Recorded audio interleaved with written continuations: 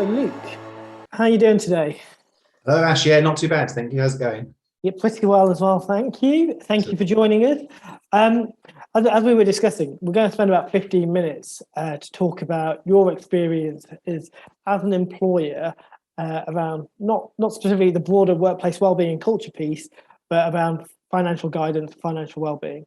But to start with, could you just give us a brief introduction to yourself, your role at Reddico, and the culture at Reddico? Yeah, sure. So Luke, Head of Culture at Reddico. As an overview in terms of what Reddico does, we're digital marketing. So we focus predominantly on SEO and paid media services for various clients around sort of the UK, around the world. We kind of started looking at culture as like a big piece of the company back in 2017. So before that, we'd always tried to create this fun place to work and had missed, I suppose, a lot of the key ingredients about what makes a successful culture around trust and autonomy and responsibility. And ever since 2017, then focused on moving towards a self-managed model where we kind of stripped the business of managers. We let people set their own targets, and we became completely transparent as an agency. So everything was shared across the board, and just tried to create an environment where people are ultimately accountable and responsible for what they do on the day-to-day, without rules and regulations and approval processes is in place. And you just mentioned there the shift from creating a fun environment to one that's very like culturally focused. In terms of like well-being and financial well-being, where did you start? How did you start the conversation about financial education, financial well-being guidance in the workplace? Yeah, sure. So from a financial side, I suppose there were three main reasons we started looking at this as a strategy, I suppose. And a strategy, I suppose, is a loose word. The first of all was because it kind of fit in with the wider business piece around the financial side. As I mentioned, as an agency, we became sort of completely transparent, and that included the finances of the business. And a lot of that was sort of teaching people about how business actually works, because a lot of people see as a business, you making X amount in terms of revenue and stuff like that. And in thinking that the business owners are just taking sort of the lion's share and they're all sort of self-made millionaires because they don't see sort of all the tax and the overheads and the cost of sales and all that side of stuff that comes out of it as well. So when we started looking at reinventing the culture, transparency around the business was a key part of that. And it kind of then made sense to then shift that focus as well towards sort of personal finances as part of kind of like a wider strategy piece. And I suppose there are two reasons for doing that. First of all, it's because we kind of look at us as a kind of a business and as an employer as having responsibility for our teams and about educating and giving them the information they need, both to I suppose be successful both professionally and personally as well. And we kind of look at sort of the education system and feel like not necessarily that it fails people, but we often learn a lot of things that we don't then use in later life. And a lot of that is around like personal finances and how to get a mortgage, what a pension's all about, sort of investing and all that type of thing, even through to sort of mental health. And so this wider piece sort of embodied, I suppose, that financial side, that mental health support and education and what was available to people. And then lastly, because it was actually something that was requested by the team. So as part of sort of the Great Place to Work sort of process, there's an anonymous survey that goes out to the team and you get feedback on ways that we could improve as a business. And some of the feedback that came back from the team was actually, it'd be cool to have this financial understanding and awareness and education and someone sort of coming in and speaking to the team about what was available and how to do things. So they were sort of the three main reasons for looking at this approach. And when you just mentioned a couple of things there, so completely agree in terms of where the education systems today, we don't necessarily learn about personal finances and the different elements and how personal finances vary through different life stages. So really interesting to hear that was a company decision as well as a decision that was driven by the employees. In terms of your stance, in terms of that education and awareness through workshops, how did you structure it? Did you just go with general guidance and information sessions first, or did you go into niche topics? Yeah, so this was when we kind of first engaged with Ryan. So it must have been sort of 2 years ago now when we started looking at this sort of option. And in terms of the way it was structured, because again, everyone's very different in what they want or what kind of what their financial position currently is, whether you're 20, 40, 50, there's got age groups, a family status, or your actual sort of financial status in terms of like salary and where you're looking to go next, whether you're already on sort of the property ladder. So everyone's in a very different sort of place in their life. And so because of that, we didn't want like a one size fits all approach to this. So there were various workshops that were sort of planned to begin with, where it was, this is going to be a workshop specifically about mortgages and getting on the property ladder. And that is going to give you sort of all the education that you need and the guidance, I suppose, on that. And then separately, there was one about pensions. And if you were interested in that side of things, then you'd learn more about the pensions and how to save for later life. If you're interested in investing and maybe in that sort of part of your life as well, that's where you kind of went to that workshop. So the workshops were in place for people that wanted to go to them. There was online support, I think, and content available for people to look at as well. And then after that, it was very much a case of being able to ask questions to the person that's running the workshop, having follow-up sort of guidance and sessions in more of a one-to-one capacity, I suppose, to answer anything that you specifically want to sort of know yourself, because these workshops, I suppose, are in a group environment, but everyone, again, if you're an extrovert, you may be more likely to ask questions on the call. If you're more introverted or you're more sort of sensitive about kind of asking things in a group environment, maybe you'd want to have that one-to-one session. So again, it's really important to think about sort of your wider team and including everyone in that process and making sure that what you have in place is something that's going to work for everyone. Really interesting. So three main areas there to summarize. So one is around awareness and education workshops that are around different life stages for different needs depending on those individuals. Support online content and support to as follow-up and additional information. And then I guess the third bit was the follow-up advice, so one-to-one personalized support. So were these free guidance sessions, or was it a fixed fee, or was it? We'll probably go on to different services in a moment. How did that work for employees accessing that one-to-one advice? Yeah, sure. So I think at the time it was very much sort of there was something that Ryan was looking to implement at the start. So we were almost, I suppose, guinea pigs in that type of environment to actually sort of see if this was something that could work and what people wanted to use going forward.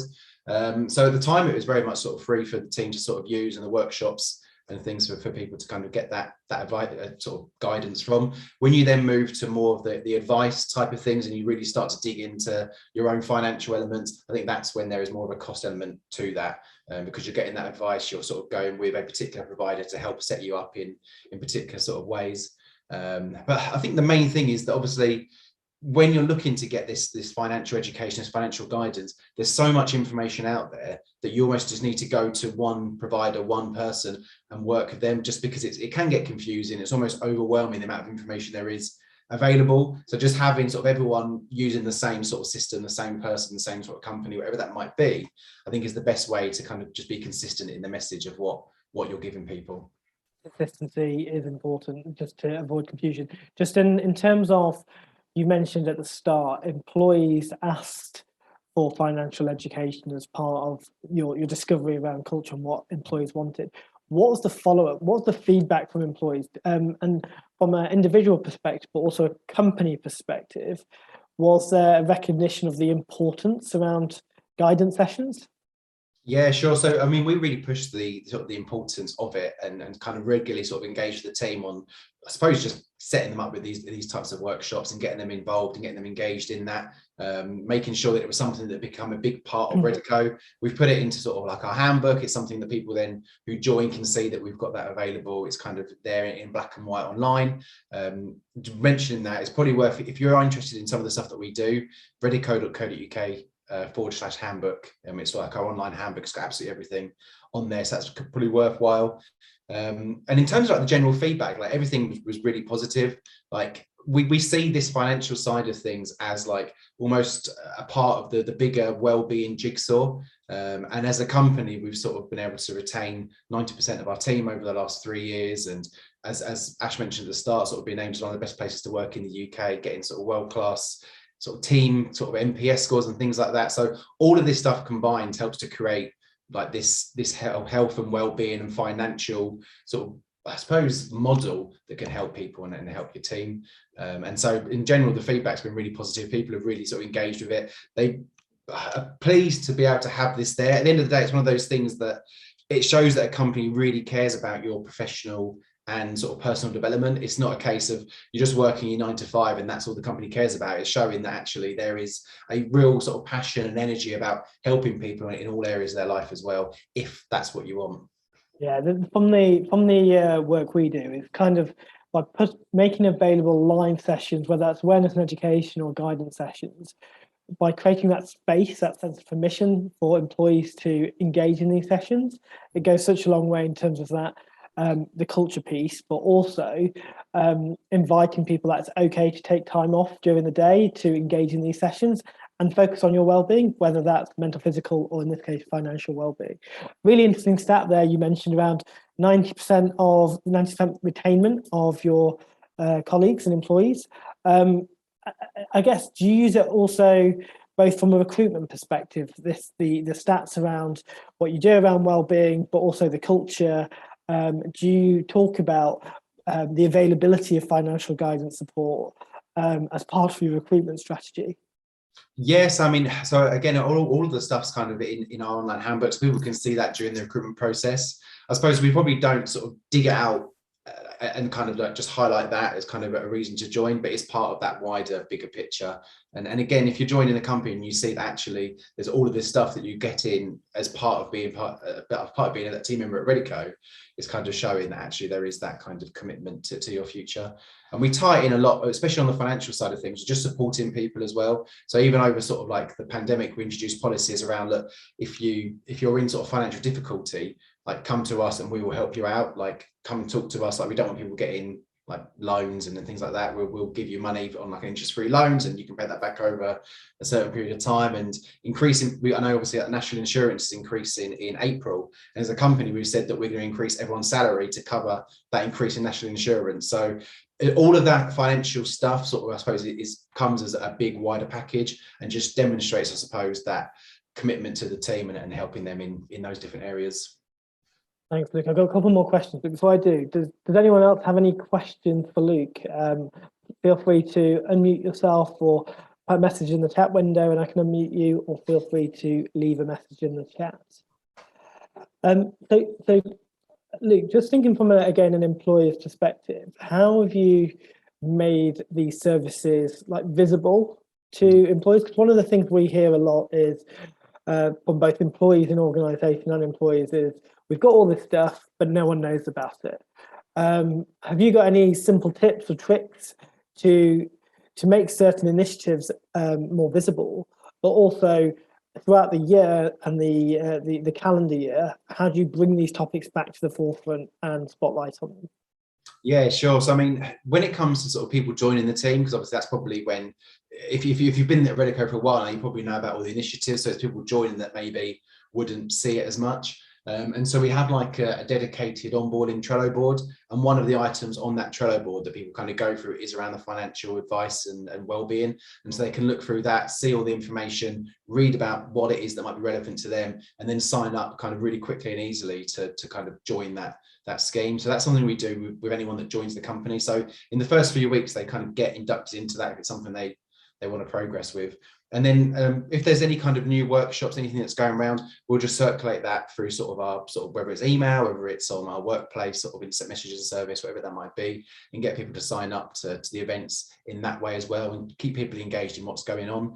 And then people are also signed up, I believe, to the like the online content. I can't recall the name of the website off the top of my head, but there's kind of like regular newsletters and pieces of content and guidance information that comes out to kind of educate people as well. So again, people can engage in that. And it goes straight to their emails. So there's a few ways that kind of we ensure it's constantly, I suppose, revisited and people are made aware of it. So Eric's left a question in the chat and it relates to confidentiality. So have you faced any challenges with employees being reluctant due to perceived confidentiality issues? Have you made them comfortable that the service is confidential? As you answer that, Luke, can you clarify whether the services you made available are internal or external? Yeah, sure. So in terms of the confidentiality side, there's nothing that's shared kind of externally when it comes to sort of people's sort of personal information. So when it comes to kind of the transparency side of things, there's no transparency on like salaries or personal situations or anything like that. So it's very much kind of P&C type stuff.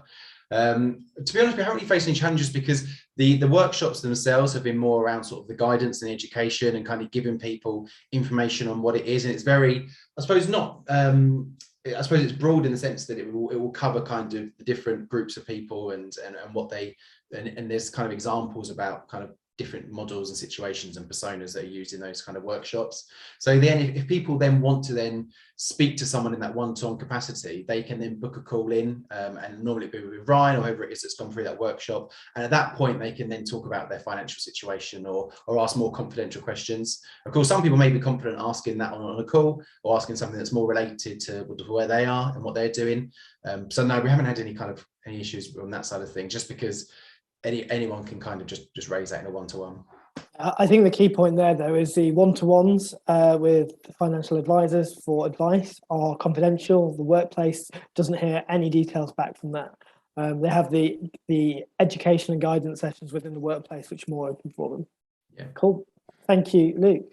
Does anyone want to come off mute or have any more questions for Luke? Because I think that was my last one, because it was around, I'm glad Eric asked it, because it was about confidentiality and segregation of information. So thank you, Eric. Luke, is there anything else you'd like to add? You think from an employer's perspective, if they're thinking about their financial education, guidance, advice process, are there any things or lessons learned you can wrap up with? To be honest, it's just one of those things where I think you just need to do it almost. It's if you're thinking about doing it, just go ahead, because it's as I kind of touched on a couple of times now, it just shows that outside sort of care and attention you give to your team, and that will obviously then have the ramifications of people staying with the company, high retention rates, high happiness, which obviously then translates to kind of better results for you as a business. So all of these things that you can do, however big or small, kind of help to create that bigger package around sort of health and well-being. And so for me, it's just one of those things that you should just go ahead and kind of enroll in, really, because there aren't any downsides to it. There aren't any negatives to it. It's very much that, okay, it might not be everyone's cup of tea. Maybe some people are in a place where actually they don't need to have these kind of types of conversations or find out information, or maybe they want to do it in their own way and in their own time. But the worst that can happen is you just get a handful of people that really want to engage in that. And if anything, whoever it is you're helping out, it's just a positive.